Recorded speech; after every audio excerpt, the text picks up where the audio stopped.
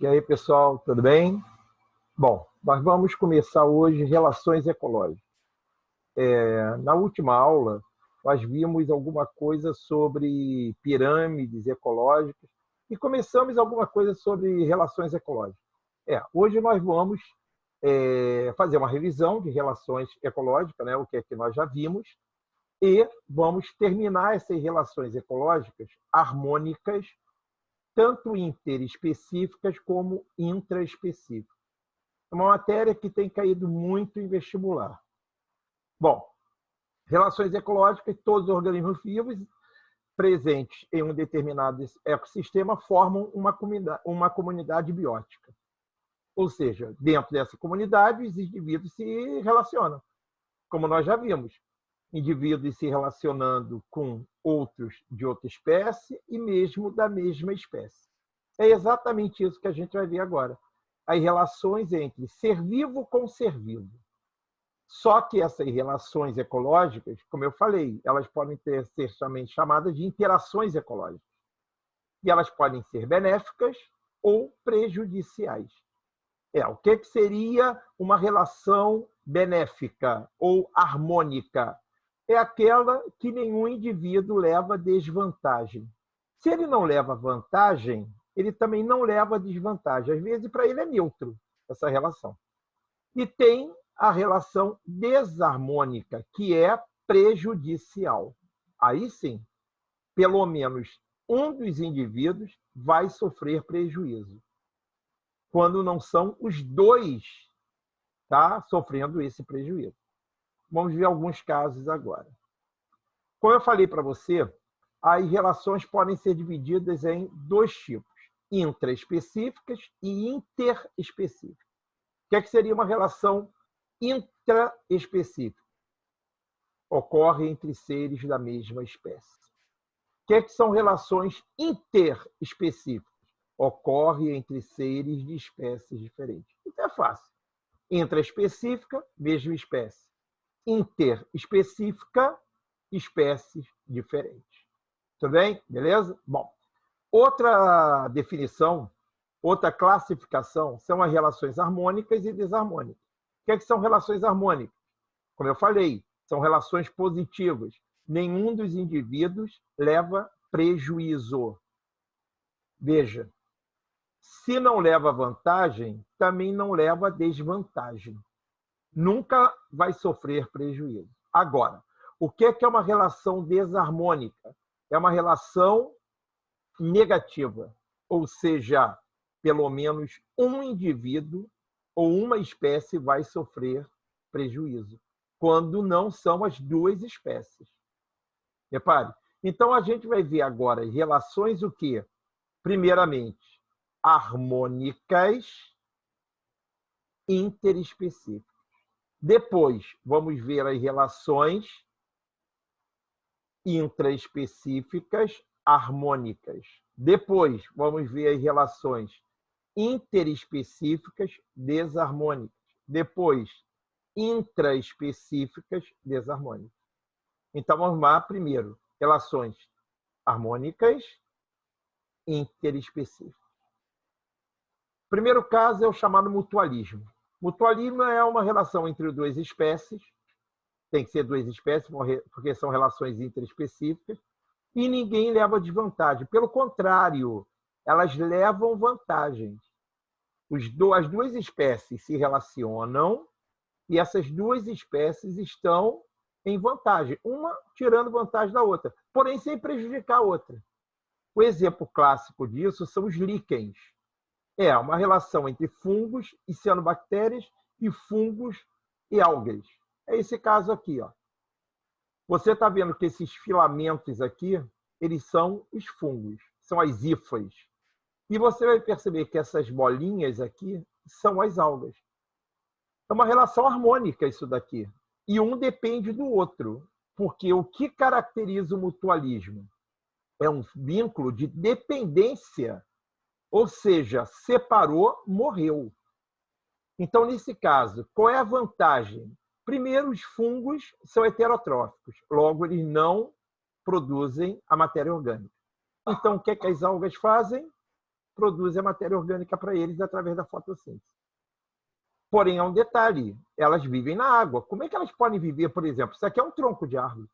Como é que eu posso ter algas aqui nesse líquen vivendo num ambiente totalmente seco? Simples. Os fungos absorvem a umidade do ar e dá para as algas. Os fungos pegam água, né, do ambiente e sais minerais que ele está decompondo, esse tronco de árvore, e dá para a alga. Aí a alga forma o quê? Matéria orgânica e dá para o fungo. Agora tem um detalhe, se separar, os dois morrem. Isso é uma característica do mutualismo, nesse caso dos líquens. Separou os fungos dessas algas ou das cianobactérias, que também pode ser uma relação entre fungo e cianobactérias, os dois vão morrer. Logo, é uma relação obrigatória à sobrevivência. Ou seja, há uma dependência fisiológica um do outro. Enquanto eles estavam separados, eles até poderiam viver. No momento que eles se juntam, não podem se separar jamais. Separou, morre. Outro exemplo que você vai ter, cupim e protozoários. Esses protozoários digerem a celulose no organismo do cupim. Você vai perceber que é isso aqui, ó. São os cupins e eles têm um protozoário, mulher. Tem protozoário, o chamado triconinfa. E o que esses protozoários fazem? Fazem a digestão da celulose para o cupim. Porque é um detalhe, o cupim não produz a celulase. Se ele não produz a celulase e eles se alimentam de quê? De madeira, que é celulose, como que eles vão digerir essa celulose? Simples. O cupim tem protozoários e esse protozoário produz a celulase para ele. E o que o cupim dá em troca? Alimento e proteção, e moradia. Agora, se separar, o cupim morre e o protozoário também. Conclusão que você chega é uma relação também de mutualismo. Um depende do outro para sobrevivência. Beleza? Bom, outro exemplo que nós temos são as chamadas micorrizas. Muito cuidado com isso, tá? Tem caído com uma certa frequência. São fungos associados às raízes de algumas plantas. Inclusive, praticamente todas as plantas têm fungos associados a eles. Qual é a vantagem desses fungos nas raízes dessas plantas? Primeiro, aumentam a superfície de absorção. E, segundo, faz com que essa absorção dos sais seja mais fácil. Eles degradam esses sais minerais, facilitando a absorção. Para você ter uma ideia, tem plantas, se você não tiver fungo, elas morrem. E esses fungos também. Mico é fungo, rhiza, raiz. São fungos que estão associados às raízes das plantas. Um detalhe, separou, morreu. É mutualismo? É mutualismo. Por que é mutualismo? Porque é uma relação onde os dois levam vantagem, separou, morreu. É esse caso. Os dois levam vantagem, separou, morreu. É esse caso. Os dois levam vantagem, separou, morreu. Tudo bem? Outro exemplo são as bactérias Rhizobium e plantas leguminosas. A gente vai ver isso em ciclo do nitrogênio. Você vai ver que o nitrogênio é fundamental para as plantas. Por quê? Porque através desse nitrogênio que se produz o quê? Material genético, as bases nitrogenadas e proteínas, né? Olha lá, proteína tem os aminoácidos que têm nitrogênio em sua composição. Só que essas bactérias é que possibilitam que essas plantas absorvam esse nitrogênio do solo. Eu vou deixar isso aqui para a gente ver com mais detalhes na parte de ciclo do nitrogênio. E outra relação aqui que você vai ter bactérias, protozoários e ruminantes. Isso já foi visto ano passado, né? Que os ruminantes, boi, girafa, veado, búfalo, eles comem celulose, como o cupim, e não produzem a celulase. Então, o que essas bactérias e protozoários fazem? Eles produzem a celulase lá para os ruminantes. Agora, tem também uma outra parada. Separou as bactérias e protozoários dos ruminantes, os dois vão morrer. Tudo bem? Bom, vamos lá. Outra coisa, você não pode esquecer, isso é importante eu mostrar para você, que o mutualismo é positivo ou positivo. O que significa positivo? vantajoso. Se tiver negativo, desvantagem. E tiver zero, nem é bom nem é ruim. Tudo bem? Uma outra relação muito legal é a protocooperação. Você vai ter que tomar muito cuidado, porque ela se assemelha muito ao mutualismo. Muito. Há uma interação entre espécies diferentes, por isso ser interespecífica. Eles também cooperam, um ajuda o outro, porém não tem dependência fisiológica. Separou, não morreu. Repare, é a grande diferença entre protocooperação e mutualismo. Você reparou que também é positivo, porque os dois levam vantagem. O exemplo clássico é peixe-palhaço e anêmona. Né? Você viu isso lá no Procurando Nemo, e o Nemo morava numa anêmona. Repare, olha lá. Vou mostrar para você. Olha eles aqui. Ó. Só que esse peixe-palhaço, ele tem essa proteção da anêmona, porque a anêmona ela vai ter substâncias que vão ser urticantes, que vai matar peixe. O Nemo não morreu porque ele tinha uma gelatina em volta do corpo dele, né? E essa substância não atinge o animal. Então, qual é a vantagem para o Nemo? Para o Nemo, a vantagem é que ele tem uma proteção das anêmonas. E qual é a vantagem para a anêmona? A vantagem para a anêmona, primeiro, ele pode pegar um pouco de comida e dar para ela. Eles pegam comidas e dão para a anêmona. Outra, ele às vezes começa a comer tentáculos que estão morrendo, tentáculos mortos. Ele faz uma limpeza da anêmona. Agora, se eu separar o peixe-palhaço da anêmona, eles não vão morrer por isso. Ela vai continuar pegando peixinhos, ele vai continuar lá escondido, tudo bem, vai ficar mais vulnerável, mas não vai morrer por isso. Repare, não é como o mutualismo, que obrigatoriamente o cara vai ter que viver. Tá legal?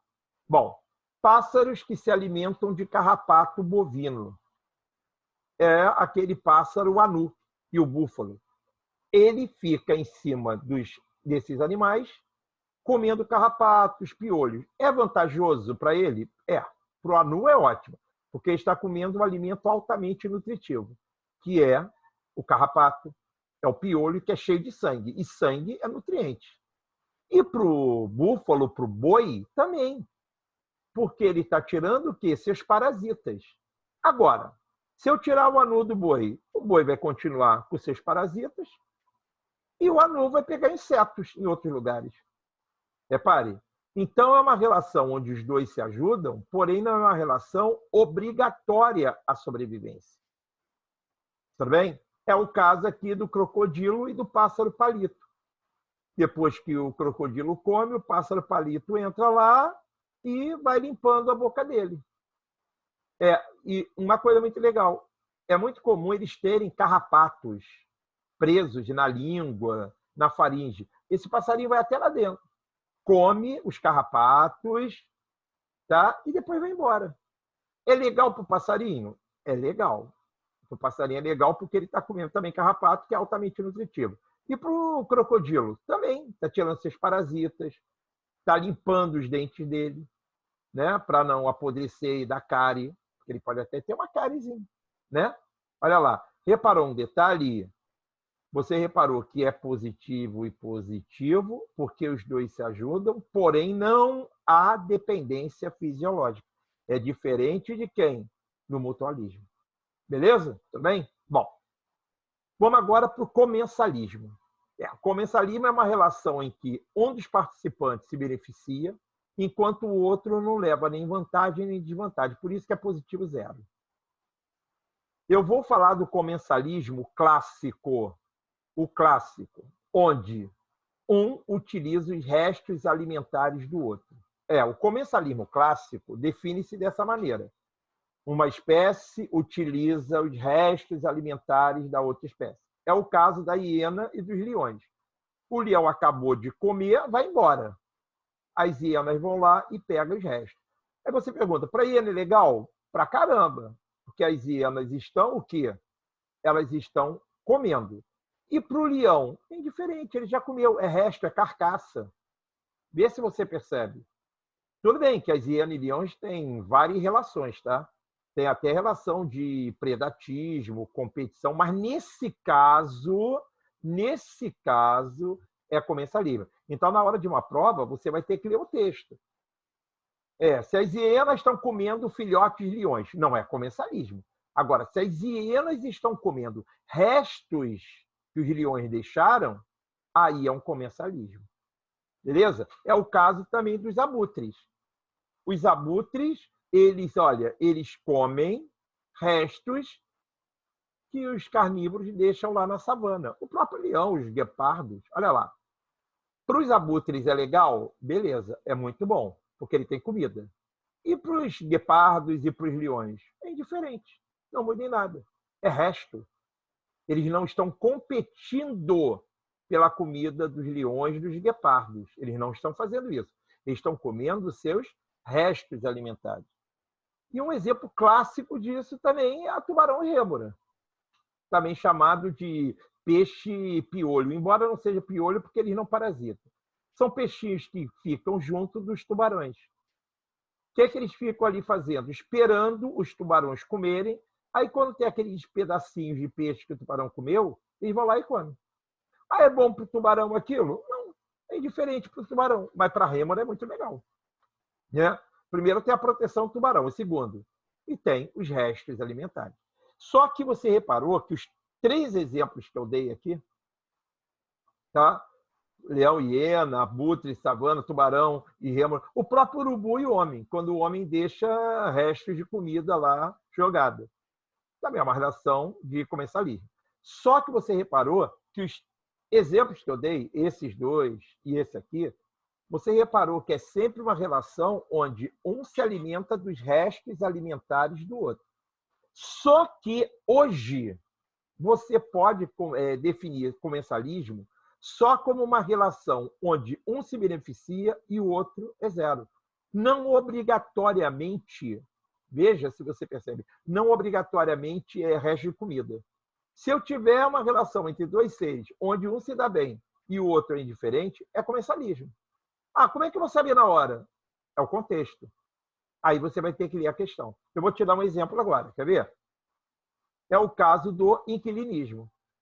Inquilinismo, o organismo utiliza o outro, de espécie diferente, olha lá, interespecífico, como abrigo. O inquilino, nesse caso, se beneficia, enquanto que o organismo utilizado como abrigo não sofre prejuízo nem benefícios. É o caso, por exemplo, orquídeas e bromélias sobre árvores. É isso aqui, ó, bromélias. Você vai à floresta da Tijuca, tem pra caramba. Quando você olha isso aqui, parece que é um parasita. Não é parasita. Ele só está utilizando a árvore como suporte para conseguir luz melhor. Só isso. Repare. Agora, se tiver bromélias e orquídeas em cima de árvores, se não tiver inquilinismo na parada, na questão, você pode chamar de comensalismo, porque também é positivo zero. Se não tiver essa opção. Agora, se tiver comensalismo e inquilinismo, nem pensa, é inquilinismo. Repare. Então, na hora, você vai ter que tomar cuidado na questão. Se eles derem orquídeas e bromélias, estiver lá, letra A, comensalismo, letra B, inquilinismo, inquilinismo. Se não tiver inquilinismo, cabe comensalismo. Por quê? É como eu falei para você. As bromélias se dão bem, mas as árvores, para elas, não é bom nem ruim, é indiferente. É o caso também das orquídeas. Olha aqui, ó. Essas orquídeas estão aqui em cima dessas árvores, somente utilizando a árvore como suporte, mais nada. Ele é um parasita? Não é parasita. É o que a gente chama de epífitas. Cuidado com isso, tá? Esse termo. Por isso que a gente chama de epifitismo. E se não tiver, cair a questão assim, orquídea, bromélia, não tiver comensalismo, e se não tiver inquilinismo, cabe epifitismo. Também pode ser. Então, epifitismo é um tipo de inquilinismo. Tá? Outro exemplo que você vai ter é o peixe-agulha e o pepino do mar. É isso aqui. Esse pepino do mar vive dentro dele um peixinho, que é o fierasfer, ou peixe-agulha. Só que ele utiliza o pepino do mar somente como moradia. Tá? Não pense que ele pega restos lá do pepino do mar, ou ele vive no intestino. Aí ele come a comida. Não come, ele não é um parasita. Na hora que ele tem que comer, ele sai, come e volta. Para o pepino do mar é bom? Não, É ruim? Também não, mas para o Fierasfer é muito legal. Só que, nesse caso, não é um epifitismo. É o que a gente chama de epizoísmo. Qual é a diferença de epifitismo para epizoísmo? Epifitismo é entre plantas. Epizoísmo é quando você tem animais se relacionando. Tá legal? Então, o peixe-agulha e os pepinos do mar, que são chamadas holotúrias, né? É um caso de inquilinismo. Se não tiver inquilinismo, um caso de comensalismo. Se não tiver inquilinismo nem comensalismo, epizoísmo. Tá legal? É o caso daquelas também cracas, que são artrópodes crustáceos. Constroem seus esqueletos externos, semelhantes às conchas calcárias, sobre conchas de ostras. Você parece os vulcõezinhos que ficam assim na pedra, muitas vezes em cima de uma concha. Aquilo ali é um ser vivo, é craca. Agora, para a concha, é bom ter essas cracas? Não. É ruim? Também não, mas para a caraca é legal. Veja, tá? Ela se fixou no lugar. Também é uma relação de epizoísmo. Por quê? Porque são dois animais. Beleza? Tudo bem? Olha lá. Bom, outro exemplo muito legal é a chamada foresia, ou forésia, também positivo ou negativo. Veja bem, depende da questão. Tá? Se não tiver, tem esse exemplo daqui, e não tiver foresia, cabe inquilinismo. Se não tiver foresia nem inquilinismo, cabe comensalismo, porque é positivo zero. É a denominação das relações de transportes que uma espécie faz com outra, ou seja, quando o animal conduz outro ou uma planta sem tirar proveito ou causando prejuízos deste transporte. É o caso do carrapicho, que você conhece. O carrapicho, ele gruda no pelo do animal. Qual é a vantagem disso? Isso aqui é a semente. Então, o animal, sem saber, está levando o carrapicho para um outro lugar. Aí, de repente, esse carrapicho cai e nasce. É bom para o animal? Não, é indiferente para ele. Mas para o carrapicho é legal, porque há uma dispersão dessa espécie. Olha que legal. Então, nesse caso, é um caso de foresia. Por quê? Porque um ser está usando o outro como transporte. Outra espécie de tartaruga endêmica da Austrália. O que ela tem sobre elas? Algas. Olha as algas em cima dela. Que legal. Ou seja, essas algas utilizam a tartaruga como meio de transporte. Beleza? É legal? É legal. Para a tartaruga, isso é indiferente. Mas para as algas é legal. Então, é um caso de foresia. Agora, não tem foresia, inquilinismo. Não tem inquilinismo, comensalismo.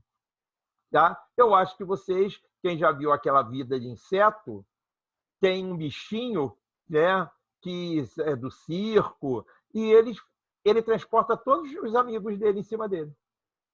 Né? Na hora que eles vão embora, ele sobe em cima do bichinho e vai embora. Então, é um caso de foresia ou forese. Beleza? Tudo bem? Bom, só que agora a gente vai ver as relações intraespecíficas, também harmônicas. Só que agora é entre seres da mesma espécie. O caso clássico disso é a sociedade. Positivo, hein? Todos levam vantagem. Indivíduos da mesma espécie que se mantêm anatomicamente separados, eles estão separados, e que cooperam entre si com ou sem divisão de trabalho, formando castas. Você vai ver que, geralmente, a morfologia corporal está relacionada com a atividade que exerce. Exemplo. O exemplo clássico disso são as abelhas. As abelhas, numa colmeia, você vai encontrar ali 3 tipos de indivíduos. Você vai encontrar a rainha, função única da rainha, por ovos. Ela põe em torno de 1.000 a 2.000 ovos por dia. Tá? Qual é a função única dela? Por ovos, mais nada. Você vai perceber. Você vai ter o povão da colmeia. Quem? As operárias. As operárias, qual é a função delas? Elas limpam a rainha, elas transportam a rainha, porque a rainha fica cheia de ovos, fica pesada. Ela constrói a colmeia, que é feita de cera. Ela produz o mel, ela produz o própolis, ela produz a geleia real, que é uma substância também que as abelhas produzem. Quem faz isso? As operárias. E você vai ter o zangão. Função do zangão, fecundar a rainha. A função dele é essa. Veja, então, rainha por ovos, operária por povão e zangões fecundar a rainha. Tá? Só que, isso a gente vai ver na parte de reprodução, as abelhas têm como optar. Ela pode formar machos, quando ela quer, e ela pode só formar fêmeas, caso ela queira. No caso, para formar fêmea, o ovo é fecundado. O óvulo dela vai ser fecundado pelo espermatozoide. Ovo não, óvulo. Aí vai formar o ovo. No caso do zangão, não. O óvulo se desenvolve sem o espermatozoide. Isso aí é um tipo de reprodução chamada de partenogênese, onde os óvulos se desenvolvem sem a participação do espermatozoide. Beleza? Bom, só que quando uma rainha está ficando velha, como que a gente sabe que ela está ficando velha? Né? Como que as operárias sabem disso? Quando ela começa a produzir menos ovos. Aí as operárias pegam um ovinho, que elas sabem que vai originar o quê? Fêmea, e põem dentro de uma dessas câmaras daqui. A maioria dessas câmaras serve para conter mel, mas existe uma tal de câmara real. Todo o ovinho que tiver ali vai originar uma rainha. E quem vai determinar se vai ser rainha ou não? Você vai ver. Só que quando a abelha rainha sabe, né, sabe que essa câmara real está com os ovinhos, ela vai lá e muitas vezes destrói, porque ela sabe que vai ser substituída. Mas as abelhas operárias não deixam, deve dar uns tapas lá e aí não deixa isso. Tem um dia que a rainha, melhor, a abelhinha nasceu. Essa abelhinha tanto pode ser operária, como ela pode ser rainha. Quem vai determinar isso? O tipo de alimentação. Se no primeiro dia ela receber uma substância chamada de geleia real e o resto receber só mel, o resto do tempo, ela vai ser pequenininha, vai ser estéril e vai durar em torno de 3 meses. Se ela só receber geleia real, que as operárias produzem, ela vai ser grande, fértil e pode durar de 5 a 10 anos. Então, e aí vai ser uma rainha. Quem é que vai determinar, então, se vai ser rainha ou vai ser uma operária? As operárias, o tipo de alimentação dela. Ou seja, a geleia real muda o metabolismo do indivíduo e faz com que ela seja uma rainha. Só que vai ter um dia que ela vai ter que vai lutar com a rainha velha. Né? Geralmente ela ganha. Se ela perder, começa tudo de novo, até a velha perder. Normalmente leva à morte. Tá? Caso a rainha velha não morra, ela sai da colmeia, umas operárias acompanham e fundam uma nova colmeia. Tá? Só que você não pode esquecer que essa rainha novinha, ela não pode ainda pôr ovos, porque ela é virgem. Então, o que acontece? Paralelamente a isso, quando ela está lá na Câmara Real, o ovinho, as operárias pegam alguns ovos que vão originar o quê? Zangões, e deixam esses zangões nascerem. Então, eles crescem juntos. Tem um momento que é o chamado dia do voo nupcial. Dia do voo nupcial é o seguinte, as operárias prendem os zangões dentro da colmeia e soltam a rainha novinha. E depois solta os zangões. O primeiro a chegar fecunda. Olha lá. Aí você, os outros não fecundam? Não. Porque a espécie brasileira, na nossa espécie, quando o macho, que é o zangão, introduz o órgão copulador, ela corta e fica dentro dela. Então, impede que outros machos fecundem. Percebeu? Agora, existe a abelha europeia? Não. Vários machos podem fecundar. Qual é a vantagem desse que chegou primeiro fecundar? Seleção natural, né? Deve ser o melhor, deve ser o mais forte, deve ter melhores características. Aí ela volta para a colmeia. Quando ela volta para a colmeia, os zangões voltam também. Só que eles são barrados, porque eles já tiveram o papel deles. O que eu quero que você perceba é que na sociedade você vai ter as castas. Você vai ter a casta da rainha só por ovos. Você vai ter a casta dos zangões, fecundar a rainha. E as operárias que fazem o restante. E você vai perceber que a rainha ela tem uma forma diferente. Por isso que está escrito aqui, veja, geralmente a morfologia corporal está relacionada com a atividade que exercem. Você vai perceber que até a forma do corpo do animal, né, do ser, está adaptada a quê? À função que ela realiza. Então, é uma relação harmônica? É harmônica. Ah, mas o zangão morre. Não interessa, ele está já programado para morrer. Isso aí faz parte da sociedade. Porque na colmeia, o que interessa é a sociedade, são todos. Vê se você percebe. Entendeu? Então, é um caso de sociedade. Outro exemplo são os cupins e formigas. Tá? Os marimbondos também, é o próprio ser humano. Forma uma sociedade. Tudo bem? Legal? Bom, olha lá, formigueiro é outro exemplo de sociedade. Só que no caso do formigueiro, a rainha é fecundada por vários machos constantemente. Não é como no caso dos zangões, que eles morrem. Não. Ela pode ser fecundada constantemente por vários machos. Outro exemplo agora é colônia. Você tem que tomar também muito cuidado para não confundir colônia com sociedade. Qual é a diferença? Eles estão associados anatomicamente, eles estão ligados uns aos outros. Olha bem, vê se você percebe. Não é o que ocorre com as formigas, eles estão separados, nem com as abelhas. Mas, no caso da colônia, sim. Repare. E eles podem apresentar-se semelhantes. São as colônias isomorfas, eu vou te mostrar, homomorfas ou homotípicas. Ou eles são diferentes. Eles passam a ter, cada indivíduo, formas diferentes, de acordo com a função que ele vai ter. Seria a colônia polimorfas, heteromorfas ou heterotípicas. Vou te dar um primeiro exemplo. O coral é uma colônia do tipo isomorfa, homomorfa ou homotípica. Por quê? Primeiro, aqui não há divisão de trabalho. Então, a colônia nem sempre tem uma divisão de trabalho. E você está vendo que eles são morfologicamente parecidos. Repare, só que um está grudado ao outro. É lógico que aqui não está mostrando, mas aqui tem a parte calcária, né? Eles estão dentro de um esqueleto ali calcário.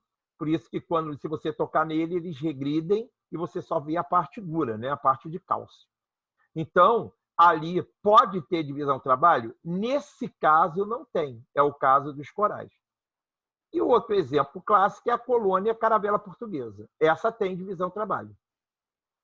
Bom, isso aqui é um quinidário, queima pra caramba. Isso aqui, só esse indivíduo... Isso aqui é um indivíduo, tá? É o chamado pneumatóforo. Função dele, boiar. A função dele é manter todo o resto boiando.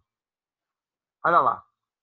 Tá? É um indivíduo. Agora, cada filamento desse é um indivíduo, que, por incrível que pareça, é da mesma espécie que ele, tá? Porque a gente está vendo relações, o quê? Intraespecíficas, entre seres da mesma espécie. Repare, olha lá. Tudo bem? Você vai ter uns tentáculos aqui, que são os dactilozoides. Função, queimar, capturar alimento. A função é captura de alimento. Esse é boiar, esses captura de alimento.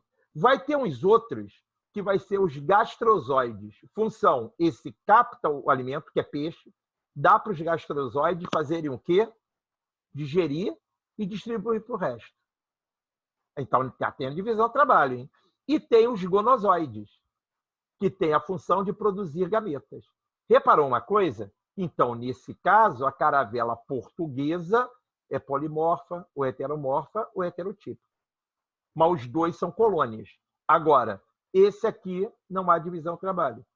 Esse aqui há divisão de trabalho. Qual é a diferença deles para esses, por exemplo? Esses aqui não têm o quê? Ligação anatômica. Na colônia tem ligação anatômica. Tudo bem? Outra. É uma relação positiva-positiva, porque ninguém leva desvantagem. Tudo bem? E tem uma relação que eu deixei por último, que é intraespecífica, mas também pode ser uma relação interespecífica. Também pode ser. Eu coloquei aqui no final, tá? Ah, pode ser intra? Pode. Pode ser inter? Pode. É o gregarismo. É um fenômeno observado em diversos grupos de animais. Eles consistem na tática de vida em bando. Eles vivem em bando, permanentes ou temporários. Normalmente, quando é temporários, eles se reúnem para a reprodução.